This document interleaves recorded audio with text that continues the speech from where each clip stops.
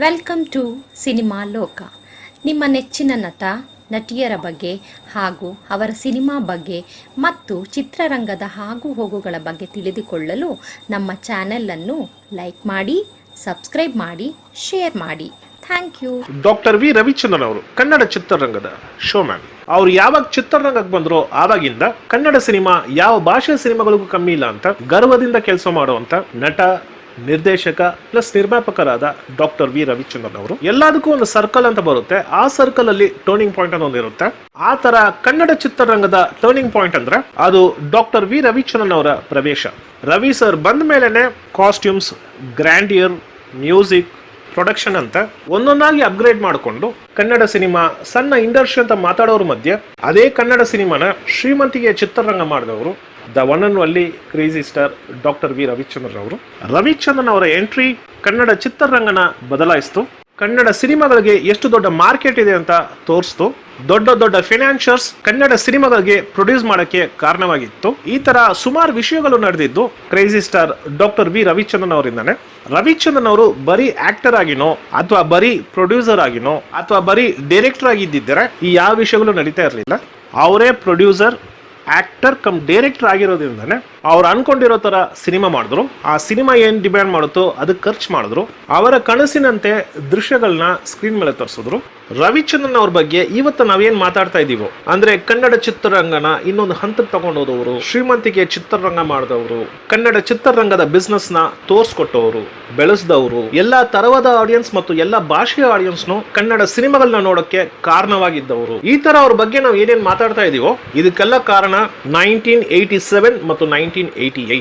1982 ಕದೀಮ colour ಅನ್ನೋ ಸಿನಿಮಾದ ಮೂಲಕ ಚಿತ್ರರಂಗಕ್ಕೆ ಎಂಟ್ರಿ ಕೊಟ್ಟಿರುವಂತಹ ರವಿಚಂದ್ರನ್ ಅವರು ಹಂತ ಹಂತವಾಗಿ ತನ್ನ ಮುಖಾನ ಜನಗಳಿಗೆ ಪರಿಚಯ ಮಾಡಿಸಿ ರೆಕಗ್ನೈಸ್ಡ್ ಆರ್ಟಿಸ್ಟ್ ಆಗಿ ನಾನೇ ರಾಜ, ಪ್ರಳಯಾಂತಕ, ಸ್ವಾಭಿಮಾನ, ನಾನು ನನ್ನ ಹೆಂಡತಿ ಅನ್ನೋ ಸಕ್ಸಸ್ಫುಲ್ ಸಿನಿಮಾಗಳನ್ನ ಕೊಟ್ಟು ಕನ್ನಡದಲ್ಲಿ ಅಪ್ಕಮಿಂಗ್ ಸ್ಟಾರ್ ಆಗಿ ಬೆಳೆದು 1986 ಅಲ್ಲಿ ನಾನೇ ಡೈರೆಕ್ಟ್ ಮಾಡಬೇಕು ಅನ್ನೋ ಒಂದು ನಿರ್ಧಾರಕ್ಕೆ ಬಂದು ಆ ಸಿನಿಮಾ ಯಾವ ತರ ಇರಬೇಕು ಅನ್ನೋ ಒಂದು ವಿಜುವಲ್ ಮಾಡಿ ಅದಕ್ಕೆ ತಕ್ಕಾಗೆ ದುಡ್ಡಾಕಿ ಹಾಡುಗಳು, costumes, re recording, technical shorts ಅಂತ ಒಂದು ಹಾಲಿವುಡ್ ರೇಂಜ್ ಅಲ್ಲಿ ಪ್ರೇಮಲೋಕ ಅನ್ನೋ ಒಂದು ಕನ್ನಡ ಸಿನಿಮಾನ ಎಕ್ಸಿಕ್ಯೂಟ್ ಮಾಡಿ ಅದನ್ನ ಡಿಸ್ಟ್ರಿಬ್ಯೂಟರ್ಗಳು ತಗೊಳಕ್ ಮುಂದೆ ಬರದೇ ಇರುವಾಗ ತಾನೇ ಆ ಸಿನಿಮಾನ ರಿಲೀಸ್ ಮಾಡಿ ಕನ್ನಡ ಚಿತ್ರರಂಗದಲ್ಲಿ ಒಂದು ದೊಡ್ಡ ರೆವಲ್ಯೂಷನ್ ಕ್ರಿಯೇಟ್ ಮಾಡಿ ಕನ್ನಡ ಸಿನಿಮಾ ಈ ತರನು ಮಾಡಬಹುದಾ ಅನ್ನೋ ಒಂದು ಆಶ್ಚರ್ಯನ ಮೂಡಿಸಿದವರು crazy star doctor V Ravichandran ಅವರು. ಇದೇ 97-98 ಪೀರಿಯಡ್ ಅಲ್ಲಿ ಪ್ರೇಮಲೋಕ ದೊಡ್ಡ ಸಕ್ಸಸ್ ಆದ್ಮೇಲೆ ಹಿಂದೆನೆ ಇನ್ನೊಂದು ಸಿನಿಮಾನ ಮಾಡಕ್ಕೆ ಪ್ಲಾನ್ ಮಾಡ್ತಾರೆ. ಆ ಸಿನಿಮಾನೇ ರಣಧೀರ ಅನ್ನೋ ಸಿನಿಮಾ 1983 ನಲ್ಲಿ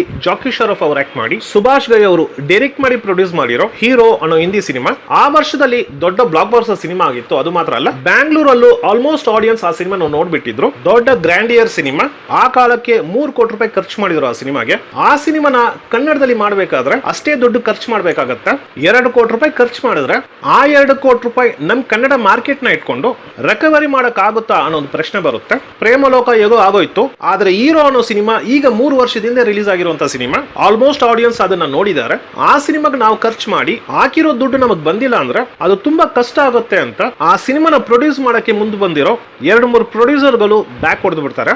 ನಂತರ ಈ ಸಿನಿಮಾನ ರವಿಚಂದ್ರನ್ ಅವರೇ ಪ್ರೊಡ್ಯೂಸ್ ಮಾಡಬೇಕು ಅಂತ ಡಿಸೈಡ್ ಮಾಡ್ತಾರೆ. ಕಲಿಯುಗ ಪಾಂಡವಲು ಅನ್ನೋ ಸಿನಿಮಾದ ಮೂಲಕ ಸೌತ್ ಇಂಡಿಯನ್ ಫಿಲ್ಮ್ ಇಂಡಸ್ಟ್ರಿಗೆ ಎಂಟ್ರಿ ಕೊಟ್ಟಿರುವಂತ ಖುಷ್ಬು ಅವ್ರನ್ನ ರಣಧೀರ ಸಿನಿಮಾಗೆ ಹೀರೋಯಿನ್ ಆಗಿ ಬುಕ್ ಮಾಡ್ತಾರೆ. ಹಿಂದಿಯಲ್ಲಿ ಸಂಜೀವ್ ಕಪೂರ್ ಪಾತ್ರಕ್ಕೆ, ಕನ್ನಡದಲ್ಲಿ ಅನಂತ್ನಾಗ್ ಅವ್ರನ್ನ ಬುಕ್ ಮಾಡ್ತಾರೆ. ಅದೇ ತರ ಹಿಂದಿಯಲ್ಲಿ ಶಕ್ತಿ ಕಪೂರ್ ಪಾತ್ರಕ್ಕೆ ಕನ್ನಡದಲ್ಲಿ ಜೈ ಜಗದೀಶ್ ಅವ್ರನ್ನ ಹೈಯರ್ ಮಾಡ್ತಾರೆ. ಅಂಬರೀಶ್ ಪುರಿ ಪಾತ್ರಕ್ಕೆ ಕನ್ನಡದಲ್ಲಿ ಸುಧೀರ್ ಅವ್ರನ್ನ ಬುಕ್ ಮಾಡ್ತಾರೆ. ಶಮಿ ಕಪೂರ್ ಅವ್ರ ಪಾತ್ರಕ್ಕೆ ಲೋಕೇಶ್ ಅವ್ರನ್ನ ಬುಕ್ ಮಾಡ್ತಾರೆ. ನಂತರ ಆ ಸಿನಿಮಾಗೆ ಬೇಕಾಗಿರೋ ಎಲ್ಲಾ ಸಪೋರ್ಟಿಂಗ್ ಆಕ್ಟರ್ಸ್ ಹೈಯರ್ ಮಾಡ್ತಾರೆ. 1987 ಅಕ್ಟೋಬರ್-ನವೆಂಬರ್ ಪೀರಿಯಡ್ ಅಲ್ಲಿ ರಣಧೀರ ಸಿನಿಮಾದ ಆಡಿಯೋ ರಿಲೀಸ್ ಆಗುತ್ತೆ. ಎಲ್ಲಾ ಹಾಡುಗಳು ಸೂಪರ್ ಹಿಟ್ ಹಾಡಾಗುತ್ತೆ. ಹೀರೋ ಸಿನಿಮಾದ ಥೀಮ್ ಮ್ಯೂಸಿಕ್ ಏನಿದೆಯೋ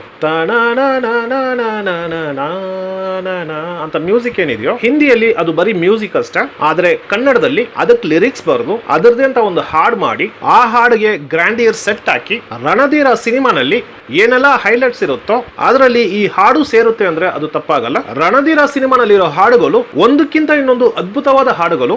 ಅದರಲ್ಲೂ ಯಾರೇ ನೀನು ಸುಂದರ ಚೆಲುವೆ ಅನ್ನೋ ಹಾಡು ಎಲ್ಲರ ಫೇವರೆಟ್ ಹಾಡಾಗಿರುತ್ತೆ. ಪ್ಲಸ್ ಆ ಸಿನಿಮಾನಲ್ಲಿ ಅಲ್ಲಲ್ಲಿ ಒಂದು ಬಿಟ್ ಹಾಡುಗಳನ್ನ ಬೇರೆ ಬೇರೆ ಲಿರಿಕ್ಸ್ ಗಳ ಜೊತೆ ಇನ್ಸರ್ಟ್ ಮಾಡಿರೋದು ಈ ಸಿನಿಮಾದ ದೊಡ್ಡ ಪ್ಲಸ್ ಅನ್ಬೋದು. 1 ಜನವರಿ 1988 ಕ್ರೇಜಿ ಸ್ಟಾರ್ ಡಾಕ್ಟರ್ ರವಿಚಂದ್ರನ್ ಅವರು ಆಕ್ಟ್ ಮಾಡಿ ಎನ್ ವೀರಸ್ವಾಮಿ ಅವರು ಪ್ರೊಡ್ಯೂಸ್ ರಿಲೀಸ್ ಮಾಡಿ ರವಿಚಂದ್ರನ್ ಅವರು ಡೈರೆಕ್ಟ್ ಮಾಡಿರೋ ರಣಧೀರ ಅನ್ನೋ ಸಿನಿಮಾ ರಿಲೀಸ್ ಆಗುತ್ತಾ. ರಿಲೀಸ್ ಆಗಿರೋ ಎಲ್ಲಾ ಥಿಯೇಟರ್ಗಳಲ್ಲೂ ಹೌಸ್ಫುಲ್ ಶೋ ನಡೆಯುತ್ತೆ. ಅದು ಮಾತ್ರ ಅಲ್ಲ, ಇದಕ್ ಮುಂಚೆ ರವಿಚಂದ್ರನ್ ಅವ್ರ ಸಿನಿಮಾಗಳಿಗೆ ಸಿಕ್ಕಿರೋ ಓಪನಿಂಗ್ ಇತ್ತ ಅತಿ ದೊಡ್ಡ ಓಪನಿಂಗ್ ರಣಧೀರ ಸಿನಿಮಾಗೆ ಸಿಗುತ್ತಾ. ಸಿನಿಮಾ ನೋಡೋ ಪ್ರೇಕ್ಷಕನಿಗೆ ಆ ಸಿನಿಮಾ ತುಂಬಾನೇ ಇಷ್ಟ ಆಗುತ್ತಾ. ಸಿನಿಮಾಟೋಗ್ರಾಫರ್ ಮಧುಸೂದನ್ ಅವರ ಕ್ಯಾಮೆರಾ ವರ್ಕ್, ಹಂಸಲೇಖ ಅವರ ರೀ ರೆಕಾರ್ಡಿಂಗ್ ಮಾತ್ರ ಅಲ್ಲ, ಅವ್ರು ಬರ್ದಿರೋ ಡೈಲಾಗ್ಸ್ ಕೂಡ ತುಂಬಾ ಎಕ್ಸ್ಟ್ರಾರ್ಡಿನರಿ ಆಗಿ ಯೂತ್ಫುಲ್ ಆಗಿರುತ್ತೆ. Finally captain of the ship crazy star doctor V Ravichandran ಅವರ ಡೈರೆಕ್ಷನ್, ಅವ್ರು ಕಂಪೋಸ್ ಮಾಡಿರುವಂತಹ scenes, short divisions, scene orders ಇದೆಲ್ಲಾನು ತುಂಬಾ ಫ್ರೆಶ್ ಆಗಿ ಯಂಗಸ್ಟರ್ಸ್ ನ ಅಟ್ರಾಕ್ಟ್ ಮಾಡುವಂತ ವಿಷಯಗಳಾಗಿರುತ್ತೆ. ಅದೇ ತರ ಆರ್ಟಿಸ್ಟ್ ಪರ್ಫಾರ್ಮೆನ್ಸ್ ಅನಂತ್ ನಾಗ್ ಅವರು, ಲೋಕೇಶ್ ಅವರು, ಜೈ ಜಗದೀಶ್ ಅವರು, ಜೈ ಚಿತ್ರ ಅವರು, ಮಾಸು ಮಂಜುನಾಥ್ ಅವರು, ಮುಖ್ಯಮಂತ್ರಿ ಚಂದ್ರು ಅವರು, ಉಮಾಶ್ರೀ ಅವರು, ಖುಷ್ಬು ಅವರು, ರವಿಚಂದ್ರನ್ ಅವರು ಅಂತ ಈ ಫಿಲಂ ಅಲ್ಲಿ ಮಾಡಿರೋ ಒಬ್ಬೊಬ್ರು ಅವರವ್ರ ಪಾತ್ರಗಳನ್ನ ಅಷ್ಟು ಅದ್ಭುತವಾಗಿ ಮಾಡಿದ್ದಾರೆ. ಅದರಲ್ಲೂ ರವಿಚಂದ್ರನ್ ಅವರು ಮತ್ತು ಖುಷ್ಬು ಅವರು ಇವರಿಬ್ಬರು ಪರ್ಫಾರ್ಮೆನ್ಸ್ ಅಂತೂ ಅಲ್ಟಿಮೇಟ್ ಅನ್ಬೋದು. ಅದರ ಜೊತೆ ಅನಂತ್ ನಾಗ್ ಅವರು ಮತ್ತು ಲೋಕೇಶ್ ಅವರ ಪರ್ಫಾರ್ಮೆನ್ಸ್ ಕೂಡ ಅಂಡರ್ಲೈನ್ಡ್ ಪರ್ಫಾರ್ಮೆನ್ಸ್ ಆಗಿದೆ. ಈ ಸಿನಿಮಾ ರಿಲೀಸ್ ಆಗಿರೋ ಸುಮಾರು ಥಿಯೇಟರ್ಗಳಲ್ಲಿ 100 ಡೇಸ್ ಕಂಪ್ಲೀಟ್ ಮಾಡುತ್ತೆ. ಇನ್ನು ಕೆಲವು ಥಿಯೇಟರ್ಗಳಲ್ಲಿ 175 ಡೇಸ್ ಕಂಪ್ಲೀಟ್ ಮಾಡಿದ್ರೆ, ಇನ್ನು ಕೆಲವು ಥಿಯೇಟರ್ಗಳಲ್ಲಿ 250 ಡೇಸ್ ಕಂಪ್ಲೀಟ್ ಮಾಡುತ್ತೆ. ಅದು ಮಾತ್ರ ಅಲ್ಲ, ಬ್ಯಾಂಗ್ಳೂರಲ್ಲಿರೋ ಕಲ್ಪನಾ ಥಿಯೇಟರ್ ಅಲ್ಲಿ 108 ದಿನ ಎಲ್ಲಾ ಶೋಸ್ ಹೌಸ್ಫುಲ್ ಶೋಸ್ ಆಗಿ ಕನ್ನಡ ಚಿತ್ರರಂಗದಲ್ಲಿ ಒಂದು ದೊಡ್ಡ ಇತಿಹಾಸನ ಸೃಷ್ಟಿ ಮಾಡುತ್ತಾ. ದಾವಣಗೆರೆ ಥಿಯೇಟರ್ಗಳಲ್ಲಿ 740 ದಿನ ಕಂಪ್ಲೀಟ್ ಮಾಡುತ್ತೆ. ಅಂದ್ರೆ ರವಿಚಂದ್ರನ್ ಅವರದು 2 ವರ್ಷ ಕಂಪ್ಲೀಟ್ ಮಾಡಿರೋ ಸಿನಿಮಾ ರಣಧೀರ ಸಿನಿಮಾ ಆಗುತ್ತೆ. 1.25 ರಿಂದ 2.25 ಕೋಟಿನಲ್ಲಿ ನಿರ್ಮಿಸಿರುವಂತಹ ಸಿನಿಮಾ 4.25 ರಿಂದ 5.25 ಕೋಟಿವರೆಗೂ ಸಂಪಾದನೆ ಮಾಡುತ್ತೆ.